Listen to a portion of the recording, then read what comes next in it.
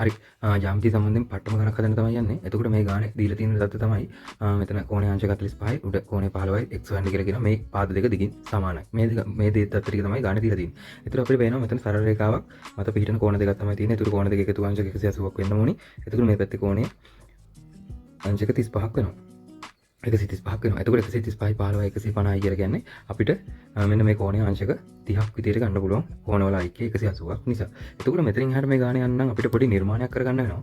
එතකොට මෙන්න මේ පාදයේ වගේම දිගින් සමාන පාදයක් මම මෙතන ඇඳ ගන්නවා. එතකොට ඔන්න ඒ පාද දෙක දිගින් සමානයි. එතකොට අපිට පේනවා මෙන්න මෙතන ඒ කෝණය අංශක 30යි මොකද පාද දෙක දිගින් සමාන නිසා. එතකොට නිකම්ම අපිට ගන්න පුළුවන් එතකොට අපිට පේනවා මෙන්න මෙතන පාදයක් දික් කිරීමෙන් සෑදෙන බාහිර කෝණයක්. එතකොට ඒ දෙක එකතු අංශක 60ක් වෙන්න ඕනේ. මොකද එතන පාදයක් දික් කිරීමෙන් සෑදෙන බාහිර කෝණය අභ්‍යන්තර සමග කෝණ දෙක එකතුවට සමාන වීමත් එක්ක. එතකොට ඒක 60ක් කියලා කියන්නේ අපිට නිකම්ම පේනවා එතන ওই කෝණය 45ක් සහ එතන හිටස අංශක 15ක් විදියට.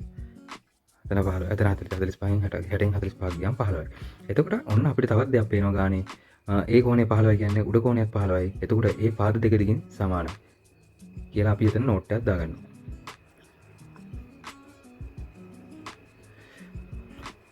එතකොට අපි ගානේ ඊළඟට මෙන්න මේ වගේ තවත් නිර්මාණයක් කරගන්න ඕනේ. මෙන්න මේ පාද දෙක පොඩක් මාක් කරගන්නවා. එතකොට අපිට පේනවා මෙන්න මේ පාද දෙපැත්තේ තියෙන පාද දෙක සමානයි. ඒ පාද දෙක සමානයි කියලා කියන්නේ අනිවාර්යයෙන්ම ඒ කෝණේ උඩ කෝණයත් අංශක 60ක් වෙන්න ඕනි.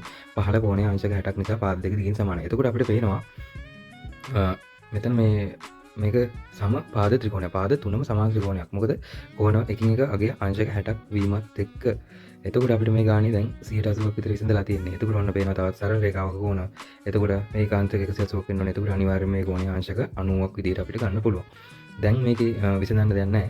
මෙන්න මේ පාද දෙක සමානයි කියලා කියන්නේ මේ අනිවාර්යයෙන්ම x ධන 15 45ක් වෙන්න ඕනේ. මොකද මෙතන තියෙන පාදයක් දික් කිරීමෙන් සෑදෙන බාහිර කෝණයක්. එතකොට එතන අංශක 90යි කියලා කියන්නේ සම්මුඛ කෝණ දෙක එකතු අංශක 90ක් වෙන්න ඕනේ. 90 කියලා කියන්නේ 90 බෙදීම දෙක සමානයි 45 x ධන 15 කියන්නේ 45යි. එතකොට අපිට x ගන්න පුළුවන් අංශක 30ක් විදියට.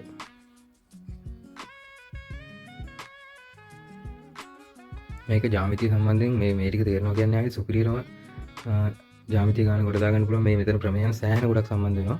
එතකොට මේ ගාන කොට දාගන්න මේ නිර්මාණ ටික කරගෙන හදාගන්න පුළුවන් කියන්නේ උපරිම ලෙවල් එකක් තමයි.